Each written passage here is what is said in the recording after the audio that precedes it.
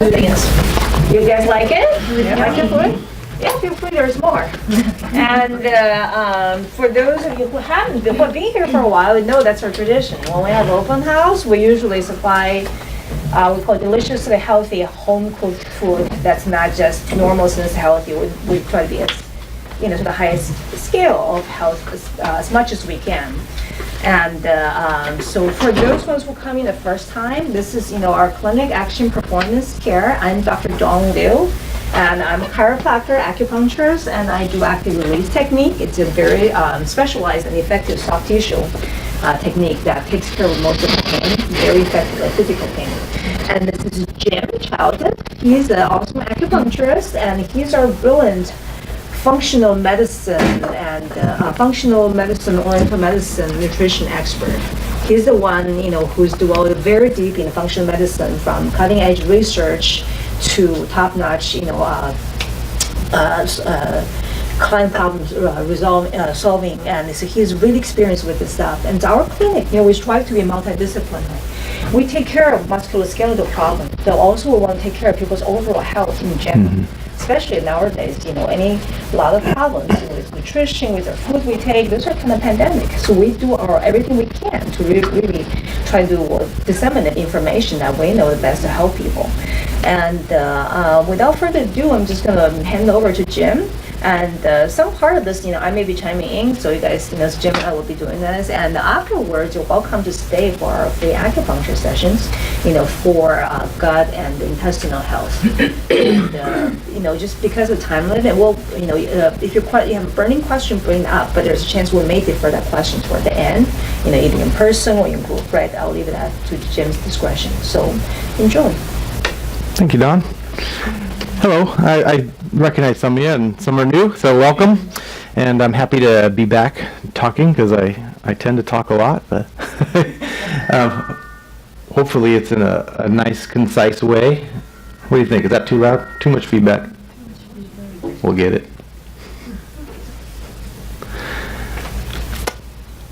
I wanted to restate what Don just said. A lot of times people will come into clinics because we hurt. There's some injury, or there's, just aches and pains or joints, or, something like that. It's so common. I mean, I see it in 20-year-olds who are just constantly achy, right? And a lot of the physical medicine can really get people back on track. The manipulation, the acupuncture and the chiro, and it's great, but oftentimes there's an underlying cause, and so that's sort of what we're getting at today. We're going to talk about the gut because it is enormous. It's an enormous surface area. So inflammation in the gut leads to other places. I don't have time to get into all the places and all the systems that it does, just about everywhere.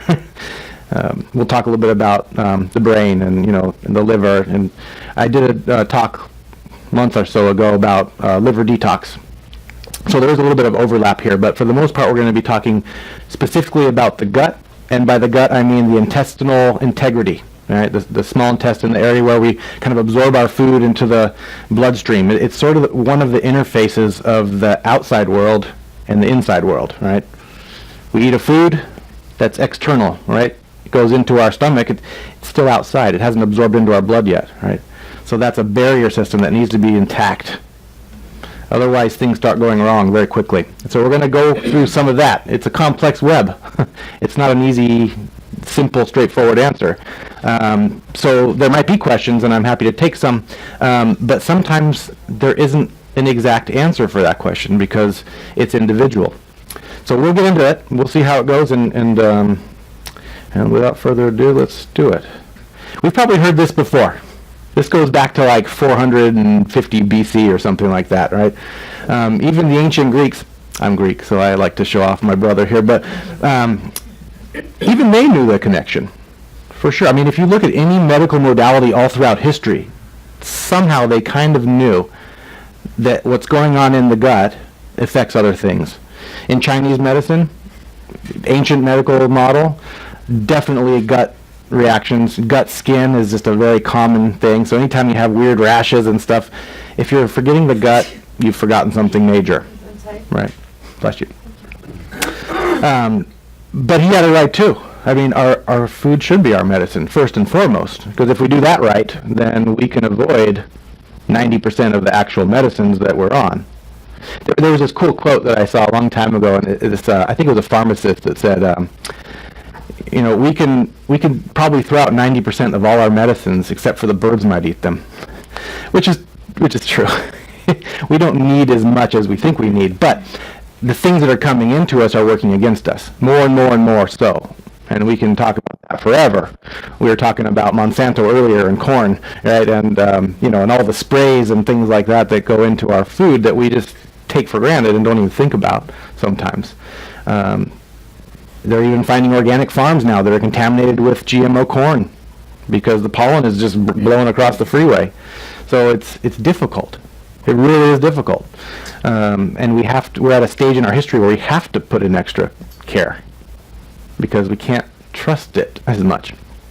So we'll talk a little bit about that. But the dietary part is one of those areas where there isn't one perfect answer. You guys are going to throw some specific questions at me, I'm sure. I'll do my best in answering them, but the answer might be different for her and her, right? So we're going to talk a little bit about, at the end, we're going to talk about some of the gut repair program concepts, but that can be a little bit different for people, so we'll get into that.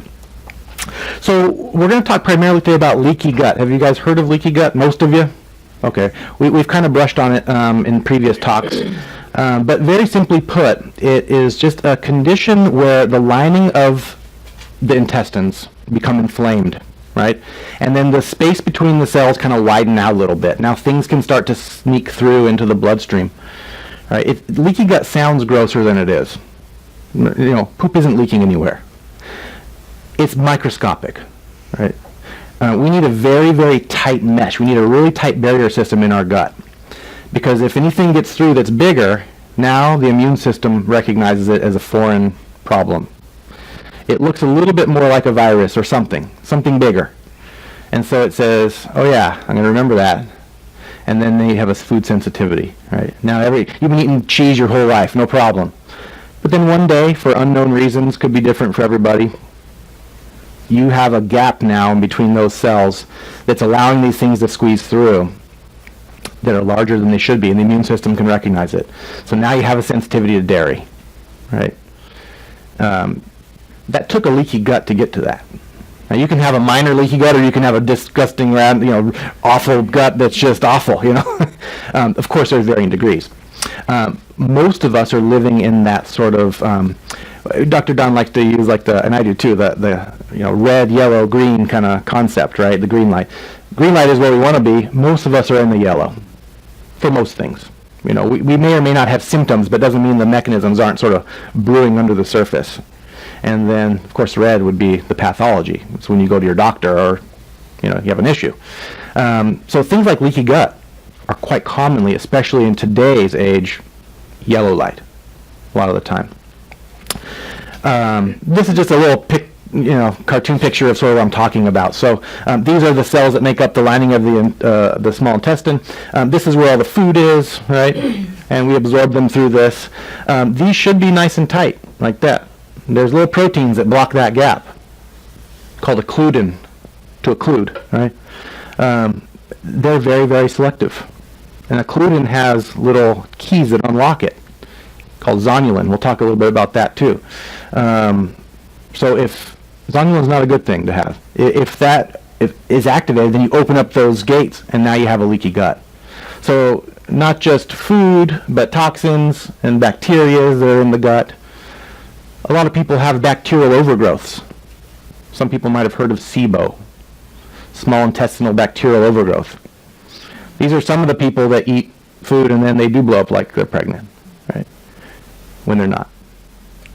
That can happen for other reasons too. But bacteria will create their own little toxins. Those get into the blood, they inflame locally, they go everywhere, they get to your brain, right? That's why people get a lot of brain fog after they eat foods that they're sensitive to, or if they have bacteria overgrowths, because that stuff's getting through. It's way more common than you think.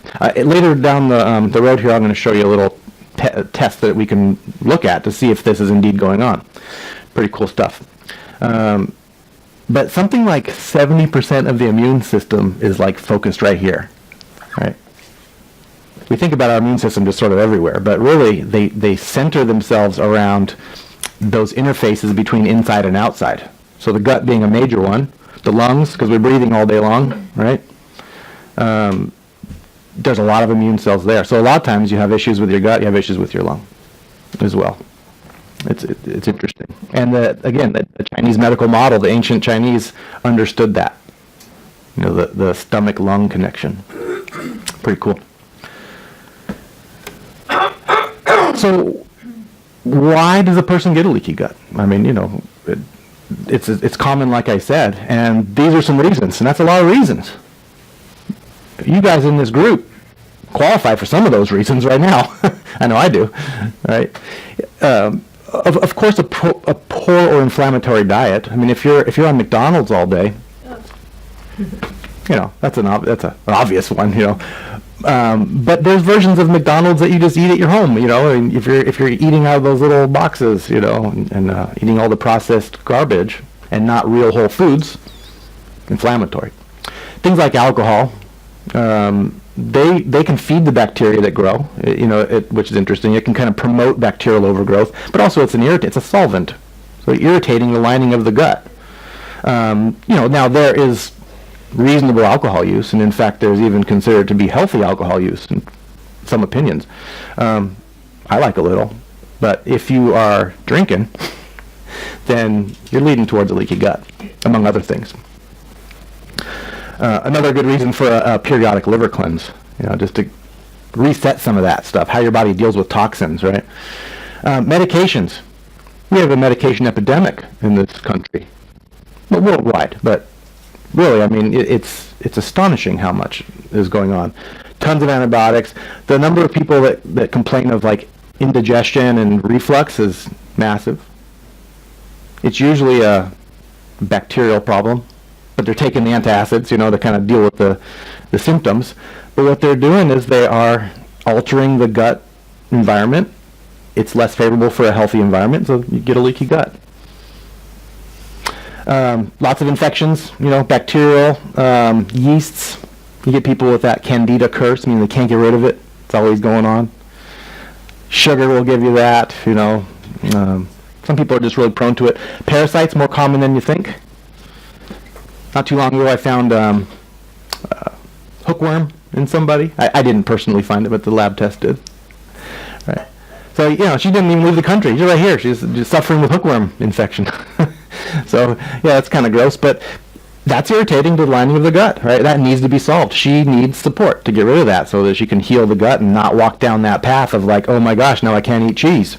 I love cheese, right? We want to be able to tolerate our foods and our everyday stuff. That quality of life is important to us, right? Even the bad ones. As a healthy, natural-minded guy, I still want you to have bad things every once in a while because, you know, that's the spice, right? That gives us some pleasure. But we need to be able to tolerate that. Otherwise, you can't have it, right? Stress. That's a big word. Stress is a really big word. Obviously, fighting with your spouse or your work is terrible or something like that's stressful. But if you're anemic, if you have infections, if you're drinking or doing drugs, if you're not sleeping well, if you're overtraining, which is common in an athletic environment, those are all stress on the system. This is a good reason for a functional medicine workup because sometimes you don't know. You don't always feel anxious and stressed out. It doesn't mean it's not impacting your physiology, right? Hormones. Pick a hormone. If it's low or high, actually, if it's out of range, that's not only stress, but that directly impacts things like gut, you know, and brain and all that. So there's, again, a good reason for a functional workup. Let's not wait for you to become so low in your thyroid hormones that you're dragging around, you know, and your hair's falling out and you're not going to the bathroom. That would be too far, right? We want to find it early so you don't get to that stage, you know, because if you're not stimulating thyroid hormones to your gut tissue, guess what? They don't grow and they don't repair, right? We're always breaking down our gut tissue. It's constant. You know, it's a rapidly dividing tissue. If you're not stimulating it with these hormones, then they're not doing that, and then you just get progressively thinner and weaker, and then those gaps form, and then you got leaky gut. I scaring you yet? Freaky. Don't be scared. Neurologic is one that's quite common. Certainly, as degeneration occurs, like in dementia, in like the very old age or something. Certainly, they almost always have gut issues. Constipation, if nothing else, because they're just not sending the signals down there. But the gut needs all that. But brain traumas. I mean, if you've ever been knocked out, if you have a concussion, that you could easily have a brain-derived gut issue. They've done some pretty horrible studies on little animals where they've knocked them in the brain and created an injury, and then they immediately test them for these leaky guts, and guess what? They have them immediately, like within the day they have it. So that's a big one. Unfortunately, those are tougher to deal with, but still very manageable. The practitioner that forgets neurologic is missing something. We have to consider it.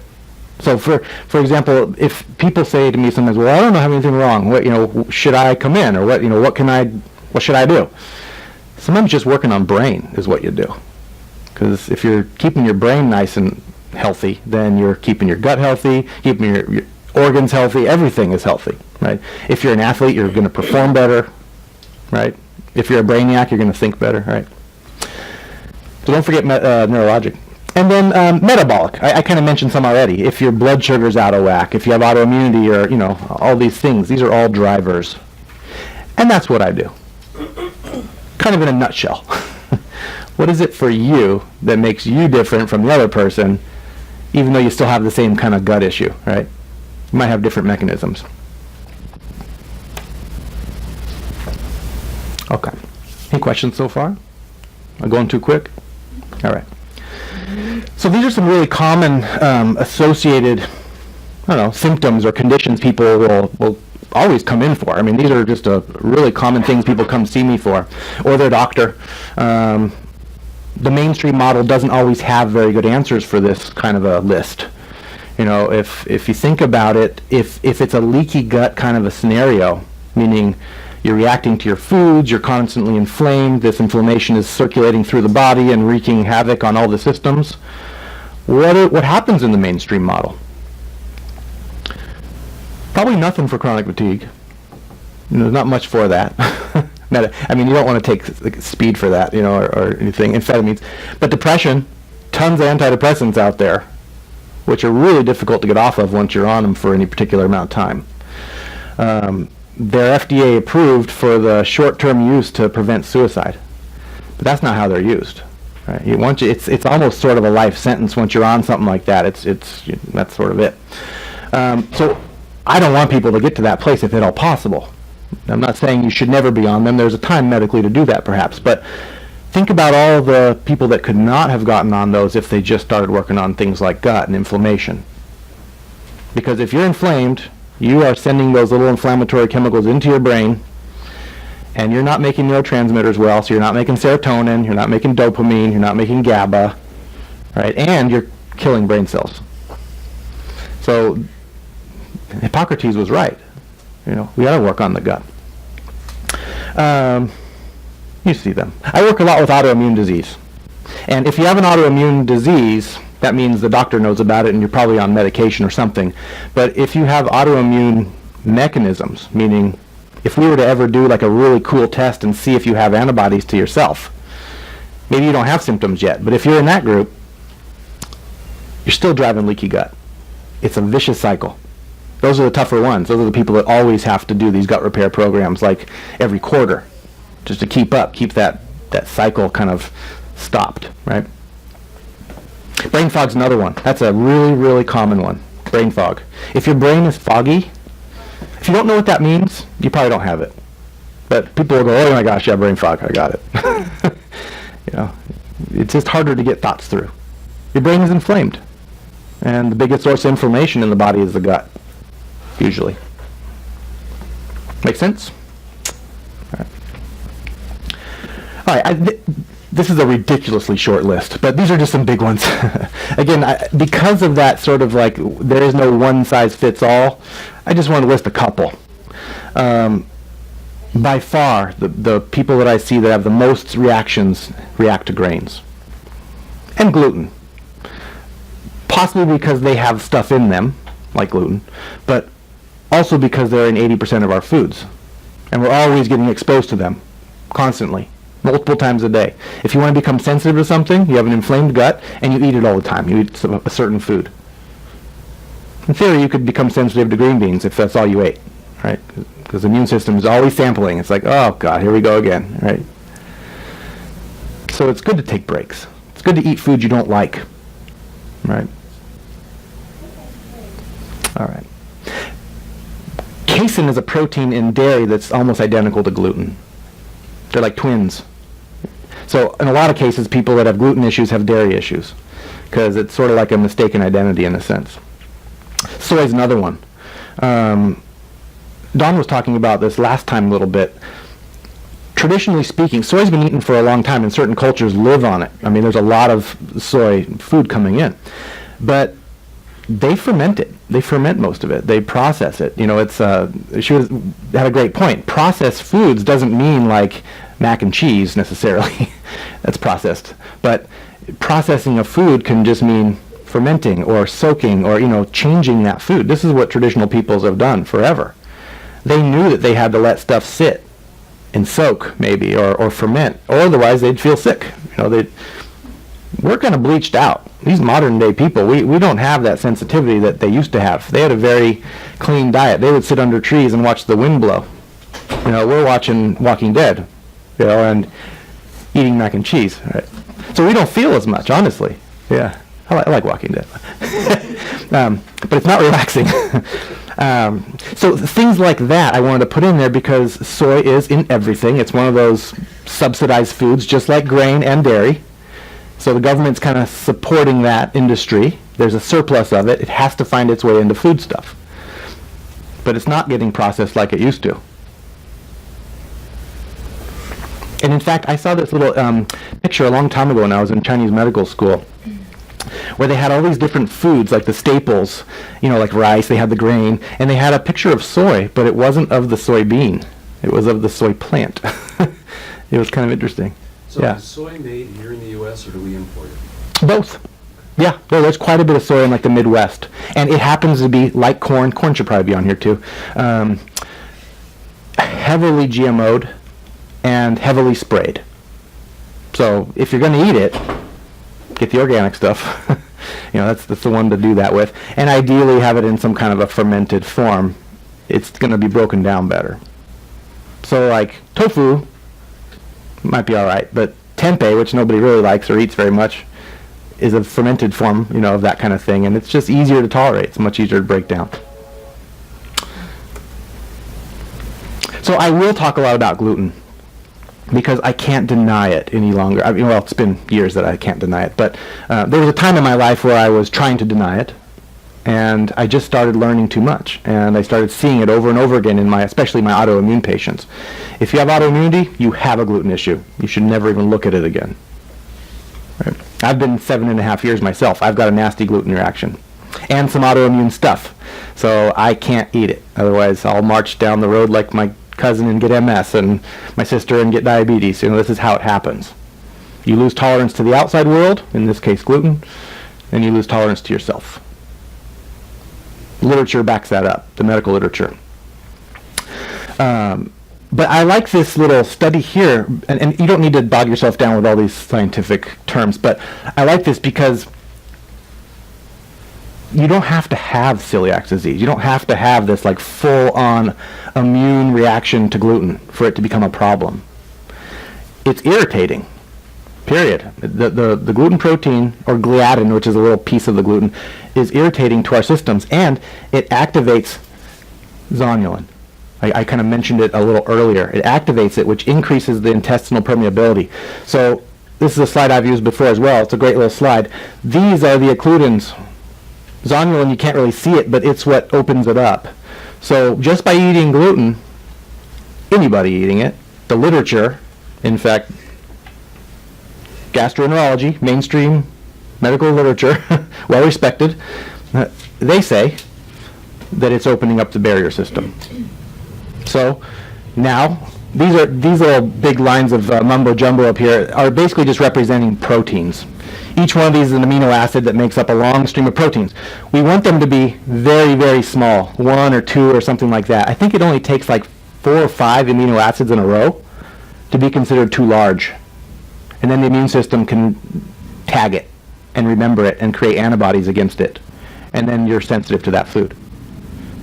Not necessarily forever, but that's how it works. So if that's broken down and you get that gap through, now larger and larger things squeeze through, leaky gut. So by eating something like gluten, you're encouraging that process. Which is why on repair programs like this, we want to avoid gluten, at least for a month. I like 3 months. 3 months is the life of an antibody, so I'd like to get all those cleared out of your system. So that's definitely a major concept with respect to the gut. Okay.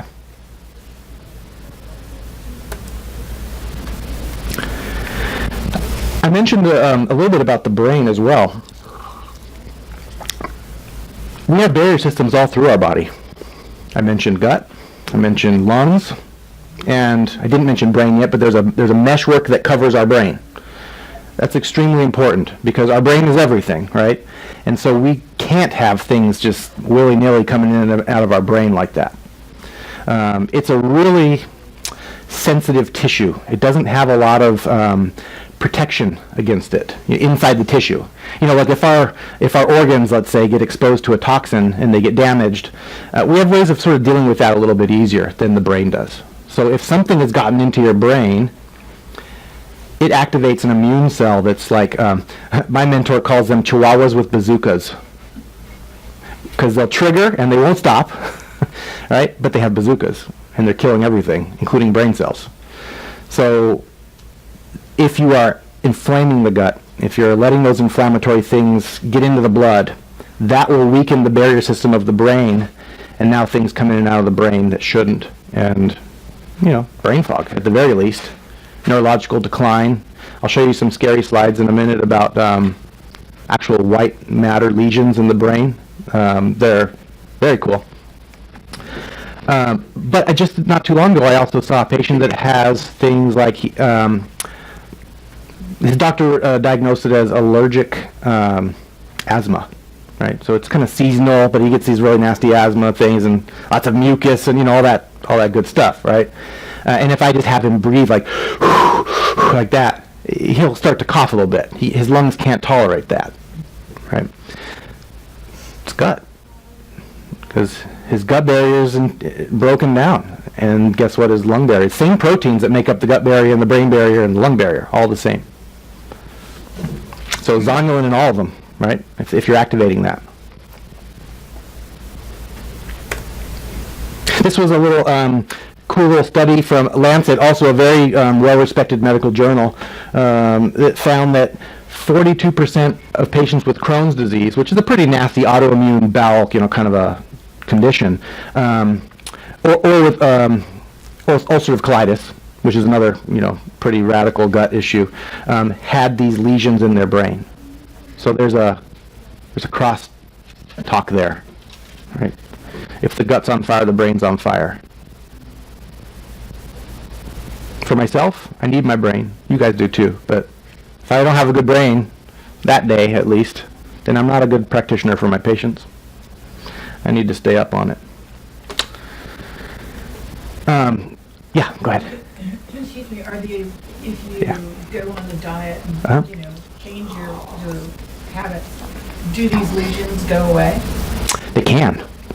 Yeah, I'll show you a slide. It's pretty cool. Yeah, that's a good question.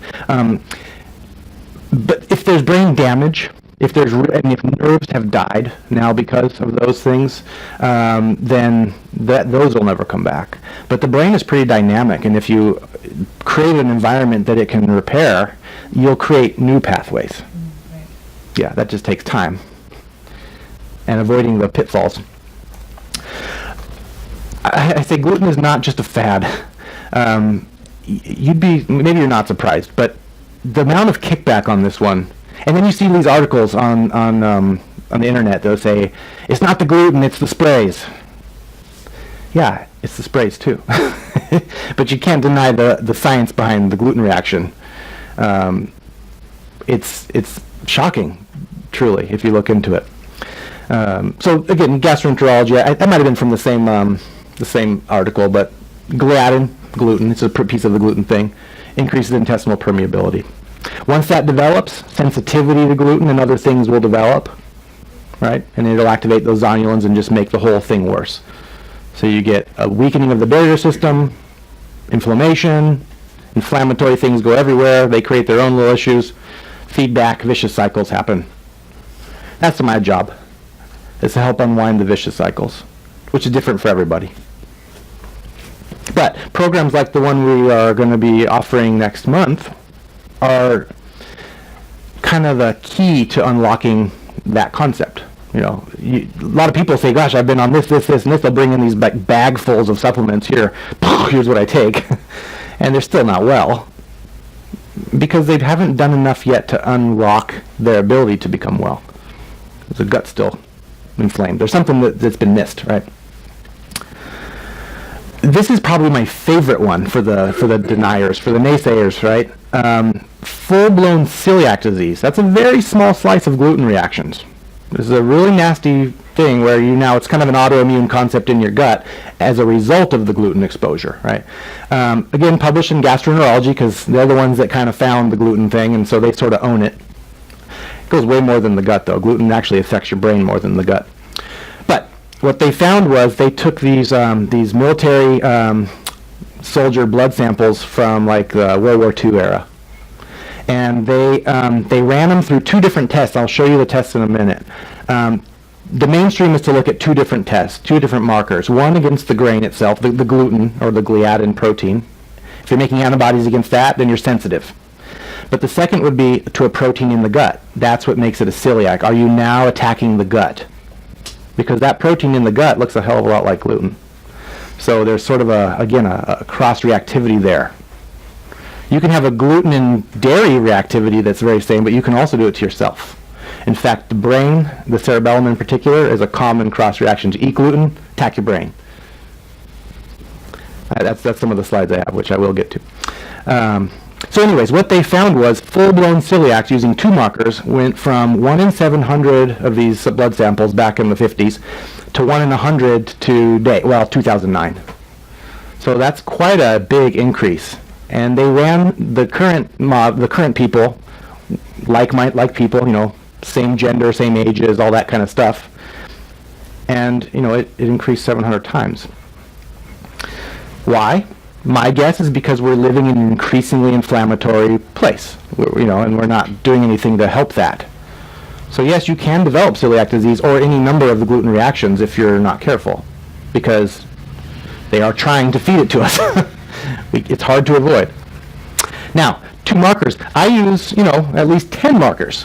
So this is a gluten panel that I will use.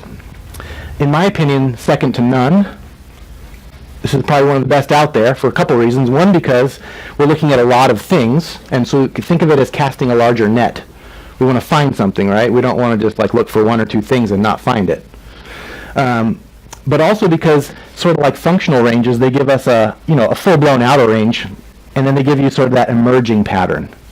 These ones, I don't like the word equivocal because it makes it sound wishy-washy, but really, this person is still creating antibodies, in some cases to themselves. That's clinically relevant. So this is just sort of like, okay, great, you're not way over there maybe, but you are reacting. It's not a good place to be because it will go over, right? So what that last test was looking at, that military one, they were looking at alpha gliadin, this one, and you can see that person would never have flagged into the out of range, right? And they looked at transglutaminase here. Again, they would never have flagged. This person does not have a gluten issue, according to the mainstream. So they wouldn't have even been a part of that 1 in 100 people. So out of 1 in 100, if you do something like this, what do you think? I don't know. 1 in 5? 1 in 10? Probably half of the room, at least. Based on the tests that I run on people and see, This is an ugly panel. This person has a major, major problem. And they did a lot better once they got off. Within a month, like a very different person. This person is transglutaminase. So this person is attacking gut, this person is attacking skin, and more importantly, this person is attacking their own brain. This is a brain marker. That's why I like this panel, because it looks at the grain, but it also looks at some self-tissues, so it kind of gets you into that celiac family of, am I now attacking myself as a result of the grain exposure? Is this a blood test? It's a blood test. So they're looking for antibodies in the blood. They're looking for IgG and IgA antibodies, which are immune proteins that are specific to those, but they're not allergies. They're sensitivities. They're slow reactions. They can be equally devastating. They kill you slower. A peanut allergy will close up your airway and you'll die, right? This will get you over decades, but it's nasty. This is how you launch into chronic illness. Okay. This is what I just mentioned about those white lesions in the brain, and here it is. I've used this one before in a previous lecture. They're kind of subtle, but you see those little kind of like white spots there? Can you make those out on the slide? Those are diagnostic. So this is a gentleman who had all the symptoms of Lou Gehrig's, which is not one to have. Prognosis is not good for that one. You don't have much longer usually. They also found he had a gluten issue. Somebody checked. No, it's not my patient. This was a published thing. And so, a couple of years later, not only was he not dead, but his brain is clear. All he did was get off of gluten. So we don't go in for those. First of all, they're highly expensive. Second of all, insurance won't pay for I want to get my brain looked at. You have to have a major issue. Yeah, and also they're kind of, depending on like the CT scans, that was MRI. Those are lower intensity, but you're zapping your brain. You don't want to go all the time. So we don't know if we have some of those things brewing. We could. So sometimes it pays to just clean up every once in a while. Set the reset button, right? Here's another one. This one didn't go so well. This is a patient that came in with gluten ataxia. Ataxia means dizziness or inability to have balance, right? A gluten ataxia is the most common reason for that, because gluten is known to attack the cerebellum, which is back here. So if you can see here, you can see these sort of these white striations going that way. It shouldn't be quite that white. This guy did nothing about his gluten issue. He kept on eating it, and that's a little over a year later. So he's not, I don't know what happened to that guy. But that one, that one's a scary one. That one's the counterpoint to the person who changed it and got rid of their quote-unquote Lou Gehrig's. Yeah. He didn't have Lou Gehrig's, by the way. It was just gluten. Because only 30% of gluten affects our gut, actually. More is brain-related. Okay. I mentioned a little bit about dairy and that cross-reactivity. I just want to go through a couple of other basic foods. Again, the list is extensive and there is no one answer. But gluten and dairy are just biggies.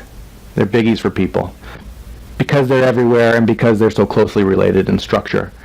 So again, the immune system only needs I think 4 or 5 amino acids to make a little antibody. So that's close enough, and it might just bind on to the dairy too. And then now you're sensitive to both. Right? So we like to get rid of stuff like that every once in a while. You guys know about lectins?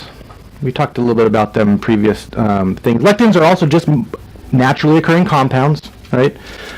They tend to be kind of, I like to think of them as sort of like the immune system of the plant. Like they fight things that might try to eat them, like us. Right? These are things that get leached out when you're processing the food, right? Like if you're fermenting, if you're soaking, that kind of stuff. If you want to soak your beans, for example, you're leaching all that stuff out of there. We don't tend to do that as often anymore. But lectins can be this. Unlike a gluten reaction or a casein reaction, which can be this devastating sequence of events that lasts for a month or more. Lectins are kind of eat a little bit, you feel a little bit bad. Eat a lot, you feel a lot bad.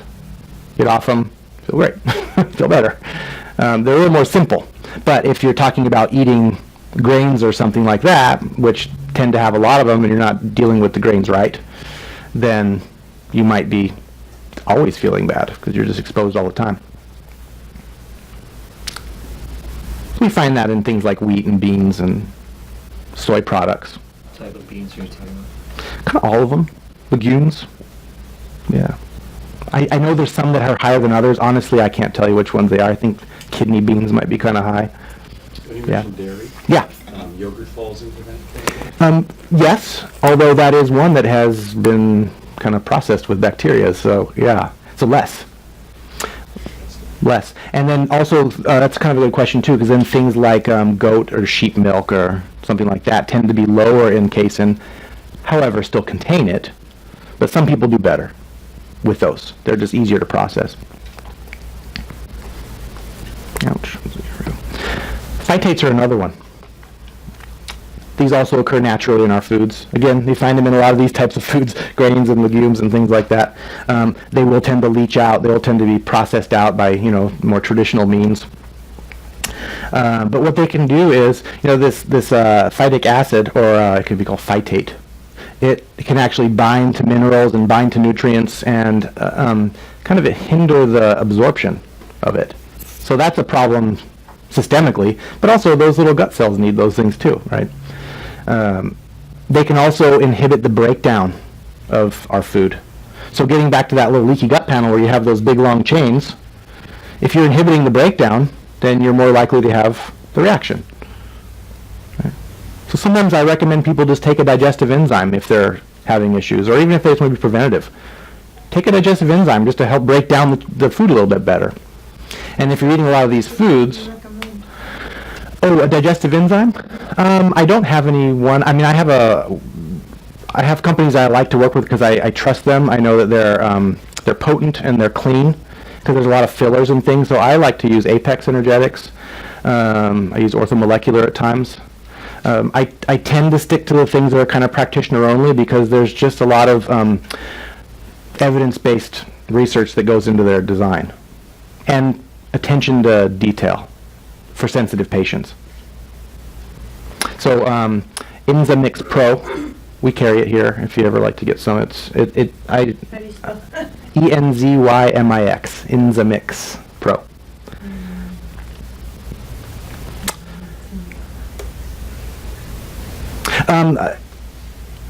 One other little concept here that I think is interesting with things like gluten and phytates and lectins and all those things that are naturally occurring. Well, we've just with basic genetics, just by crossbreeding things here and there, are we okay on time? Okay. We have increased the levels of all these things. Like we want to get a higher nutrition, amount in our food. So we've bred them to have more and more of these proteins, good and bad. So again, if you want to go back a couple thousand years, these things weren't in the same levels as we have them now. So my dad is an old guy. He'll say, the foundation of life. We've been eating this thing for... Yeah, you haven't been eating that thing for 2,000 years, right? It's new to us. All right. One other thing, too, that I didn't write down is things like artificial coloring, right? They stain foods. They attach themselves to foods. There's whole kinds of immune reactions that happen to that, and people get wacky from them. But I saw something that showed that those little things attaching to the food, like let's just say you have a little hard candy after you eat your dinner or something and you got red whatever in it. Now your food is red and it looks different to an enzyme that's trying to snip it into pieces. It doesn't fit anymore. So again, when you're trying to fix your gut, well, first of all, no, we're not going to get you off sugar for a little while, but you can't have stuff like that. Shouldn't anyways. But I found that kind of interesting because it just seems like, just a little food coloring, whatever. Not so much. So is it better to eat it on an empty stomach? If you're going to?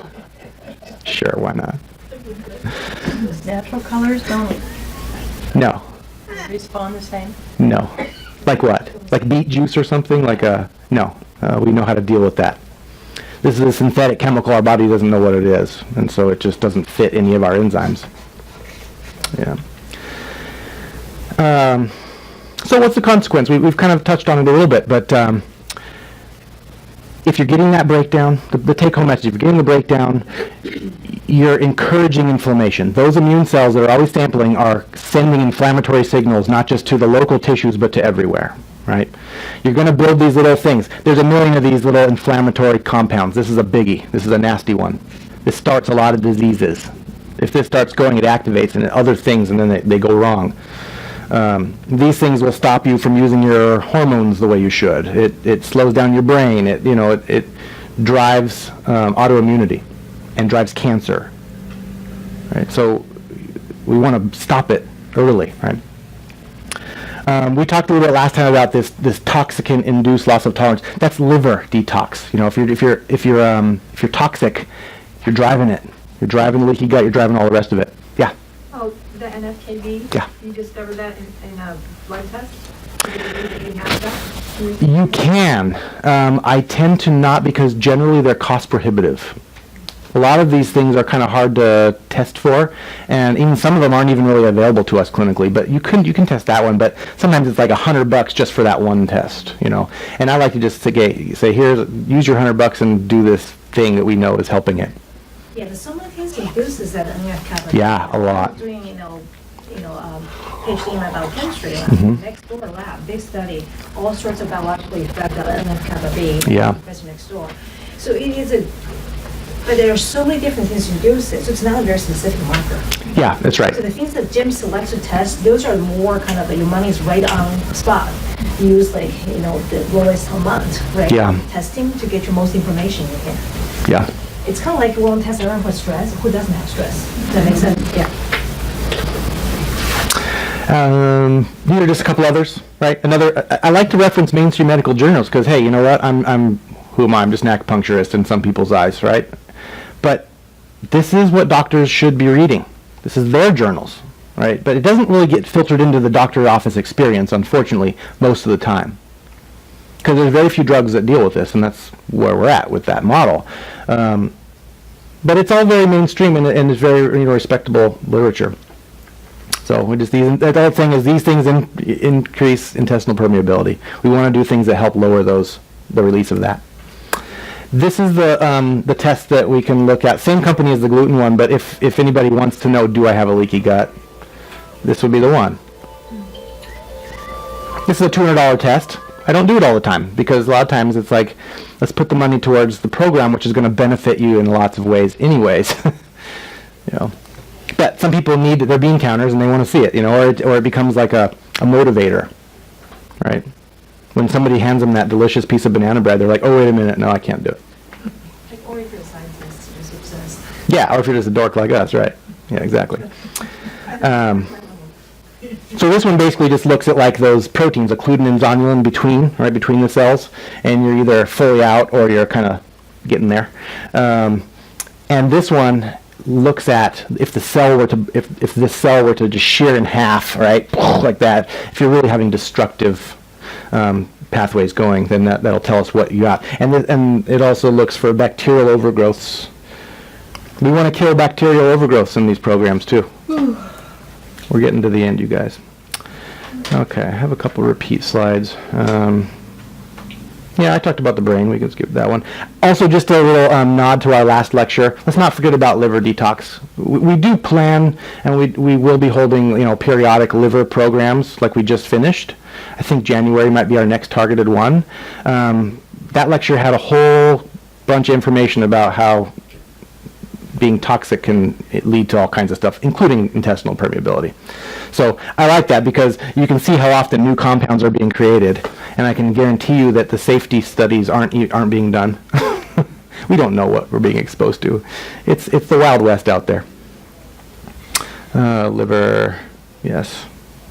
From the last lecture, be inflamed by being toxic makes sense.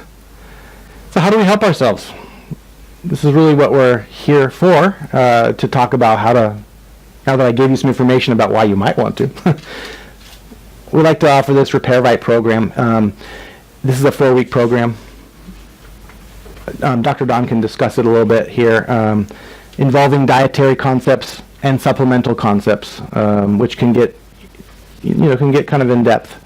So that's part of the program, is to walk you through it and really educate you on what's good for you and how to reintroduce and getting you the right stuff. Did you want to jump in? Just kind of cover a few things. Yeah. And also leaky gut. And one thing that we covered, this is one of my really interesting cases I like, you always bring up in a lot of lectures. How many of you guys know that arthritis, especially a lot of small joint arthritis, they say just, oh, it's just like, osteoarthritis, not only immunity, has nothing to do with leaky gut? It's not the truth. Yeah. Actually, a lot of small joints, for example, people get older, they say, the joints are deformed. Those kind of arthritis has a lot to do with your immunity and with your gut barrier. And I have like a reverse example there. I have one patient, some of you guys already heard this. So she had appendicitis, but then she had some insurance issues. So while their doctor and the hospital were arguing over this insurance going to pay or not pay, she would do surgery on her, to do just the appendectomy. She would do it or not. It bursted. She had massive peritonitis. And just jumped to the end. At the end, she was okay. But guess what came up right away when she had a burst? She got pain in her small joints right away without any other kind of injury. So that's almost like a reverse case telling you the connection between the gut and your small joints and other stuff like that. For sure, and that's one of the things people on their own will just say, like, well, they're just having more energy and their brain fog's gone. They're like, and for the first time in like a decade, my joints feel better. Yeah. That's to see. Like, Especially me, I'm a therapist. I work with my hands. Any kind of discomfort in the hands, I know it. And this kind of things usually takes care of a lot of aches that I guarantee. I think because I do manual therapy, it's definitely because of wear and tear. Right. But if I do this, it goes away. So it's not just wear and tear. So anyway, so how many of you guys enjoyed the food out there today? Yeah, very good. And how you guys who have been here before have enjoyed our, usually we always have this delicious healthy food, right? But you guys notice the menu is a little different today, right? They're all gut friendly.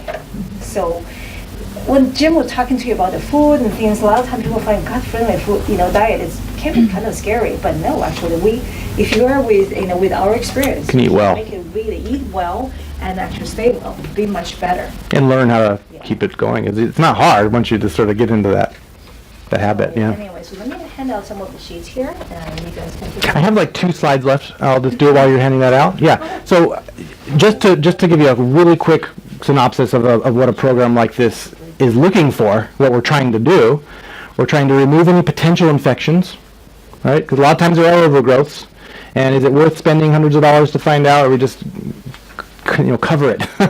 So we want to kind of kill what might be there: yeast, bacteria, parasites. They lurk. Remove the inflammatory foods that are kind of known to be the most inflammatory. Replace the beneficial guys. We can choose probiotics that are good for you. Rebuild the intestinal barrier and those tight junctions with things like that Repair Bite powder. It's got a whole list of things in it. Not enough time now to go over individual things, but designed to rebuild that barrier. And then, as much of the anti-inflammatory compounds as you can add in. For example, curcumin or turmeric would be one. Glutamine is a main component in the Repair Bite powder. A lot of people know about that. And then just a little thing, we talked about liver last time. This is a gut repair, but there's actually a combo plan that I think we might do it at some point. I just want to kind of bait you a little bit. This is like, I consider this almost a Cadillac policy of sort of like cleaning yourself up, lowering inflammation fast. Liver, gut. And that's it. Thanks for listening. I hope that sunk in okay. Yeah. So that's something out of it. So on the information sheet that I just printed out, that details the information for our leaky gut repair and the liver detox program.